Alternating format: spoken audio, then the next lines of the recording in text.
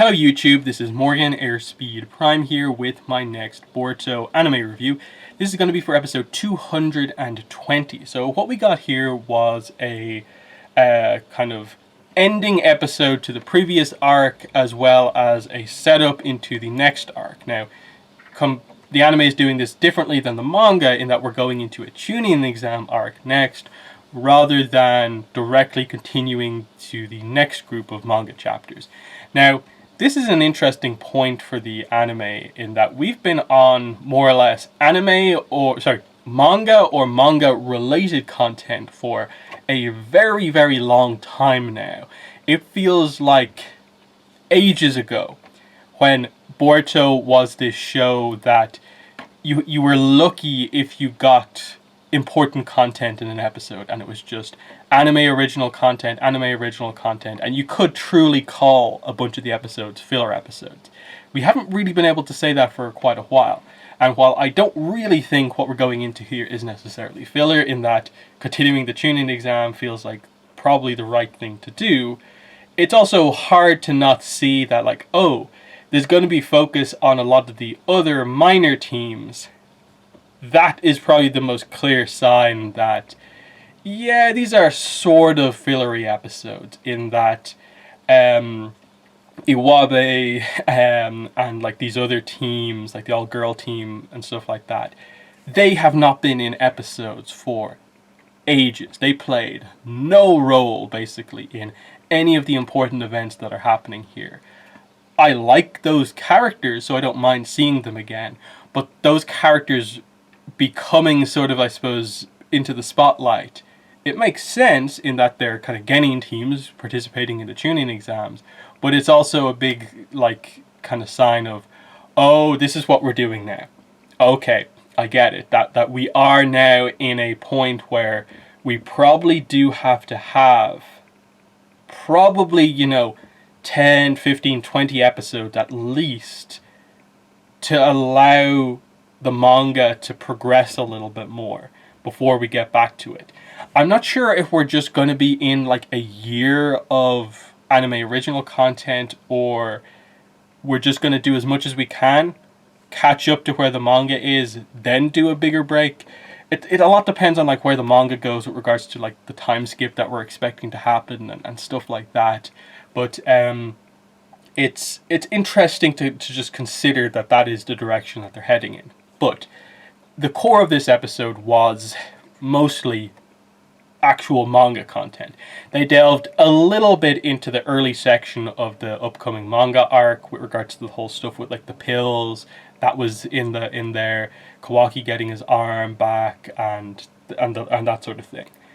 What I feel the anime did here that was really strong was that this is probably one of the episodes where I'd say the anime made the most changes for the positive, because I felt they were just more direct, more detailed, more emotional, just in general an improvement on almost all accounts with the information that they covered here.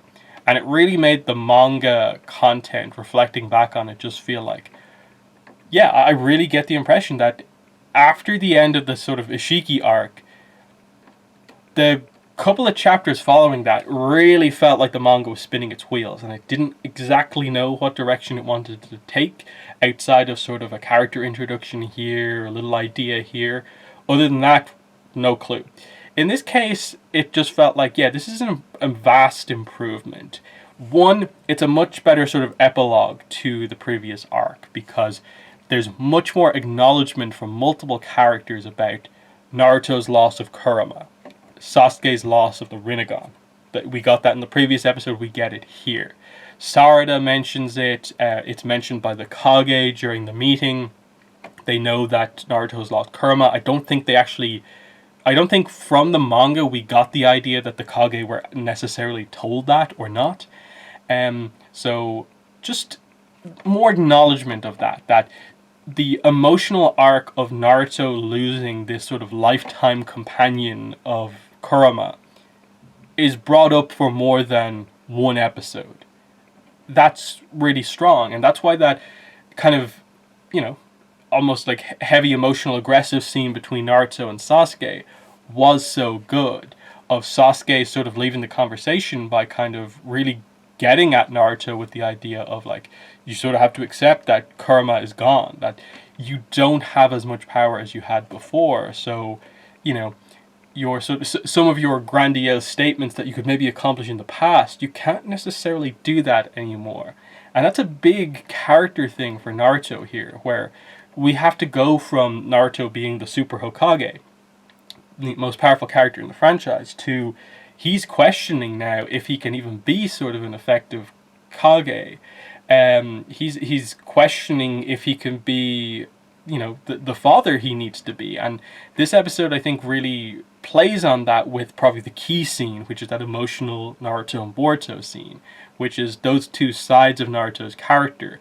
While he's effectively being asked to at least think about and question from Gaara, are you willing to go as far as you need to go to protect the world as the Kage, the Hokage?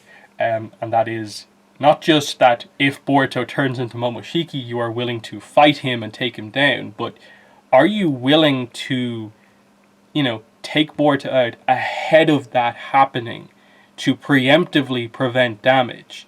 That's the bigger question.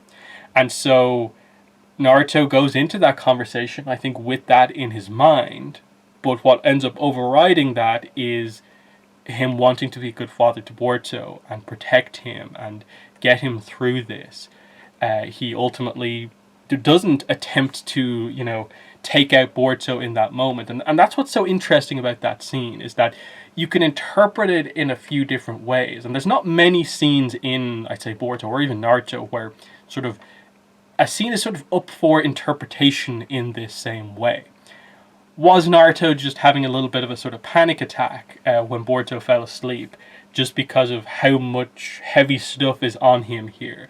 Everything just piled on top of each other. The loss of Kurama, the fact that Boruto is going through all of this stuff, the fact that he himself, Naruto, has to make so many tough decisions, and potentially that people do sort of expect him to kill his own son. Or was he, when he was shaking, about to sort of do a Rasengan or something like that, actually do it then and there and fulfill sort of what he said to Gaara? Did that pass through his mind there or not? And I don't think it's preposterous to just say that, you know, that was maybe what they were going for there, because they were playing with the idea that, you know, there are some dark thoughts kind of coming into play for a lot of the character dynamics here. Simply the idea of like Gaara, who's actually like a really close friend of Naruto, saying what he said to him here, of like, not just are you willing to fight Boruto as Momoshiki, but are you willing to maybe kill him before that happens? That's big. Sasuke really delivering that blow to Naruto, just like, you have to accept Kurama's gone, and then the really intense moment with Boruto. Add on to that the Boruto stuff going into this as well, which again I thought was sort of better done here than in the manga, which is that Boruto is in a little bit of a sort of like depressed state. He is so worried about what could happen if he potentially becomes Momoshiki again, that he is choosing not to sleep because he feels if he falls asleep, Momoshiki could take over. Even though technically that is not how we know it happens, because it was a mechanical part of the dealing with Momoshiki the last time, that is not how it works. It's more related to Boruto's chakra level than anything. But he is so cautious that he's staying awake, you know, and that's what I liked about it, that initially in that first scene you're just like, okay, Boruto playing video games, is he just trying to distract himself? But no, you reflect back on it and are like, he is playing video games at night, really late at night, to just try and stay awake. And you can see that he's sleepy the whole time. He walks past the Thunderburger without going in, and Mitsuki notes that as being a really weird thing because that is Boruto's favorite place ever. And they all sense that there is something wrong here, that he's not like communicating, he's not himself anymore because he is so lost in thought about this incident and what could potentially happen. And then we get to the Naruto Boruto scene, and I just thought it was really well done, because the big thing with Boruto is that he gets across that he trusts his father. And I think that's another thing that maybe adds into the kind of interpretation of like Naruto in this scene, is that because Boruto kind of like lays that on Naruto, I completely trust you. That's another thing that makes Naruto kind of go like, I can't say this to him, that like I'll promise to protect him, and ultimately lie to him and take him out while he's asleep. I can't do that. And it is that idea of him choosing to be, Naruto the father rather than Naruto the Hokage in this instance. And I like that. There's a bit of depth to that scene that we maybe haven't quite got before. Like, there is this consideration. This arc is sort of there in the manga, but it's not as nuanced as it is here. Now, obviously, the anime has the benefit of being, like, basically taking a second attempt at it and being able to do it differently. But still, I think it's a big improvement. But yeah, anyway, it is all sort of like taken away. A lot of the big, like, what will Naruto decide?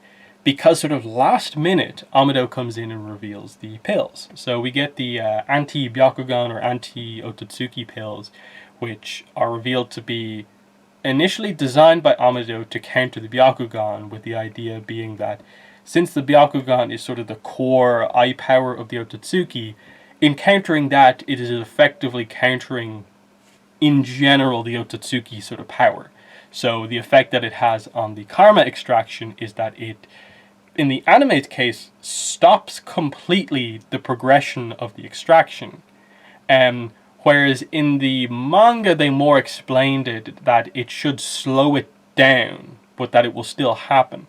Now, in the scene, I think later on with Sumire, I think they more or less get across this idea that, it is not a 100% solution here, that this is only holding it in place for now, and it might not even do that for that much longer. This extraction is going to happen eventually, sooner rather than later, but at least for now, this is enough to where it seems like Boruto is going to be involved in the Chunin exam arc. To what extent, we'll see, but it looks like the whole Team 7 is banned from missions is maybe not really going to be a thing for at least a while. We'll see what happens. Maybe as part of the exams, Boruto pushes himself too much, and it's sort of that counteracts the pill's effects, and the extraction begins to continue, and then we go back into maybe what the manga is doing. That's going to be interesting to see. I get it. They couldn't just go into potentially like 20 episodes of anime original stuff without having Boruto be able to do anything. So I think part of this decision is just that this way you can keep Boruto active for at least a little bit before you maybe need to have his situation be a little bit more desperate. Because again, the idea is that if Boruto uses too much chakra, that's what will let Momoshiki take over rather than anything else. So that was an interesting reveal, that Boruto takes the pill and it is just a complete solution to the problem for now. It's just Boruto, nice moment with Naruto, I completely trust you, so I'm going to take this pill, no question. Puts it into his mouth, immediately transitioned to Boruto's eating a burger, happy with everyone once again. That was really notable, and a complete shift from the way that this came across in the manga. In the manga, you got the idea that the pill is almost like a coin flip as to whether it will work or not, and you're wondering for all of the chapters, like, when's the side effect actually going to come into play? Is it not? What's the deal here? The other thing is that one of the things they did leave out was that Amano hands the pills over to Naruto, but then he also says that make sure that your wife and daughter don't get these because it will affect them because they have the Byakugan. Now, he also does explain, and I actually like this dialogue here, that because Boruto is the son of a Hyuga, I guess, he sort of has the Byakugan gene as well. So part of why they're worried about it here is that because the pills are counteracting not just the sort of like parasitic invasion of the whole Otsutsuki aspect of Boruto, but they are also countering an aspect of, like half of who he is from the Hinata side of the family line. So that's why they're worried with Boruto about the side effects. And this is why we didn't really talk about side effects with Kawaki, because I guess with Kawaki, the effect that it has is that it just counters his karma progression, because he doesn't otherwise have any relation to the Hyuga or Ototsukis beyond that. They also, the probably the most interesting new piece of information was that, yeah, here's the explanation for why Boruto and Kawaki are actually at roughly the same level of Ototsukification, even though Kawaki theoretically should be way farther ahead than Boruto. And that is because Amado has been using these pills to slowly slow down the progress of Kawaki's karma. And this again helps to get across the idea that this has been a long-term project for Amado to take down or stop or hinder Ishiki. So I actually really, really liked this edition of this line of dialogue of like, yes, this helps to address a little bit of a kind of plot hole thing here of like, why is a new karma user in Boruto relatively close to Kawaki in terms of how far they've extracted? This answers that question perfectly and gives more of a reason for why I suppose Amado just has these pills ready to go, is because he's been using them slowly, not as much as Boruto is going to use, but using them with Kawaki. So that was actually really, really good, really helpful piece of information. With Amado himself, I thought this episode was interesting in that these scenes, this general kind of period in the manga for Amado, he comes across super suspicious, like really, really suspicious, to the point where in like a chapter or two in the manga from this point, they end a volume with the cliffhanger of like, ooh, Amado's about to do something, and it goes like absolutely nowhere. Now, Naruto still gets across the idea that he doesn't fully trust Amado, but then he has the scene later where they sort of bond over the idea of part of the reason Amado wanted to help Naruto so much with the whole Boruto situation is because he knows how it feels to lose a child and wants to help Naruto to not have that happen. He lost his daughter 12 years ago, and that's a really interesting character point for Amado, because again, the whole time you have to remember, like, how is this guy the ultimate scientist in the Naruto universe? Where did he learn this stuff from? How is he at this level? Who is Amado? And why is sort of the one extra thing that they're adding on top of him just this loss of a daughter situation? What's going on here? What's the truth behind Amado? Why is his life goal, apparently as far as we're aware, been to take down Ishiki? How did this all come about? There's a backstory for Amado that is, I think, going to be incredible, that we don't have just yet. But then there's also the slight hint and tease that, is there more going on here than we think? Because the result of this is that he gets people to trust him enough to where he is now a scientific ninja tool like advisor within the village, and he's sort of been promoted into a position where he is more trusted. And in general, he hasn't really done anything that would make people really overly doubt him, because all of his information so far has been correct. He's just solved the emotional conflict of this episode. He gave Kawaki his arm back. What's the problem? So that is very interesting. Just that, like, the anime is taking a little bit of a lighter approach with Amado, not having him come across too suspicious. I think there was like one scene in the episode where they like ended the scene with the zoom in on his eyes behind the glasses, but it was like to no real kind of intent necessarily. So there's that.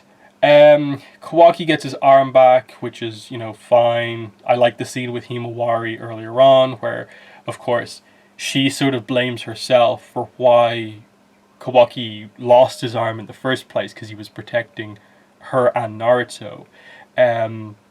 So I like that in terms of their kind of bond as sort of, siblings to a degree as well. other than that, I don't think there's too much else to say. Like, I appreciated the little Mitsuki scene.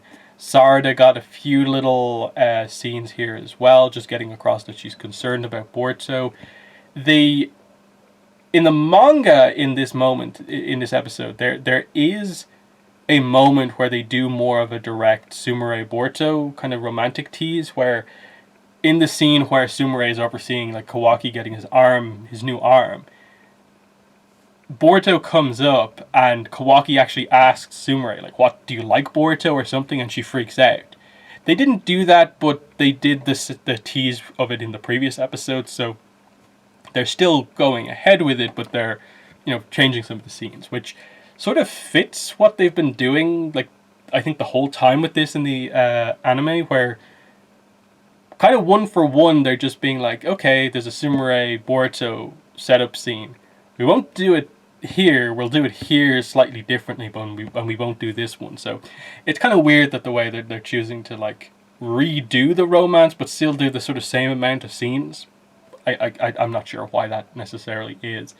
But yeah, we see Sumire's sort of position is going to sort of be as, I guess in a way, more of like Amado's assistant, and this should allow her to gain a large amount of sort of scientific progress and be quite skilled, I suppose, maybe after a time skip, which is an interesting position for her to be in. So that kind of bodes well for her. We'll see what they do with Amado, but we'll see where they're going.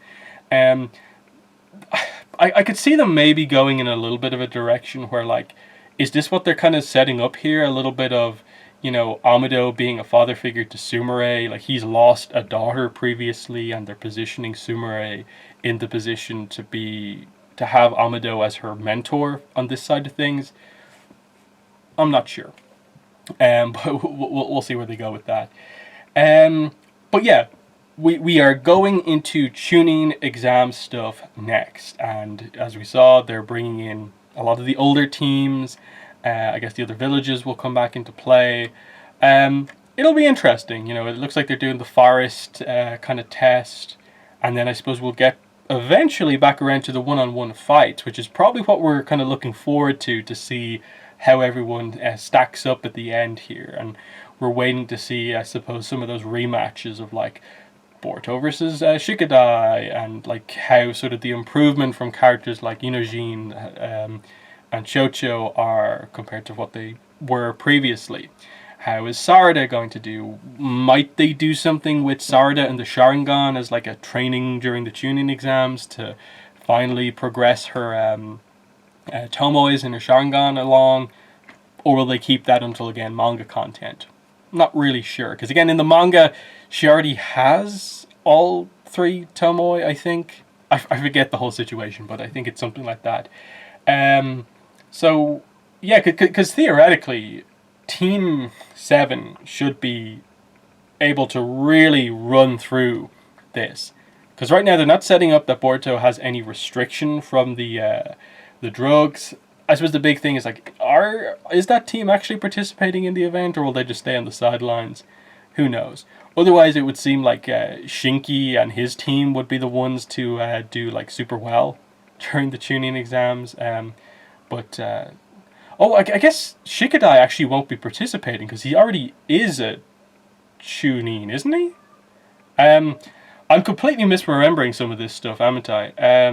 But I believe he did get promoted at some point, I think, because I remember talking about that. I think that he kind of had a similar path to his father, that he's kind of also been early promoted, I think. I might be wrong on that, though. We'll see how they actually go about it, because, like I said, it looks like maybe some of those smaller teams, like Iwabe, Denki, are going to be the focus here. But yeah, I'm up for a tuning exam, definitely. I actually think I'd prefer this rather than a direct adaptation of the next couple of chapters. Sure, I want to see sort of Ada in the anime like as soon as possible, because she seems like the most unique part of the chapters to come, the Ada code stuff. Other than that, though, I think I do prefer a tuning exam over the sort of weird direction they took to sort of do this and then half do that in the kind of Boruto Kawaki stuff that they're doing at the moment. But finally, hopefully, the upcoming chapter in like a few days will, get us there. But yeah, they're my thoughts on the episode. In the comments, let me know what your thoughts were. But that has been the video. Thanks for watching, and bye.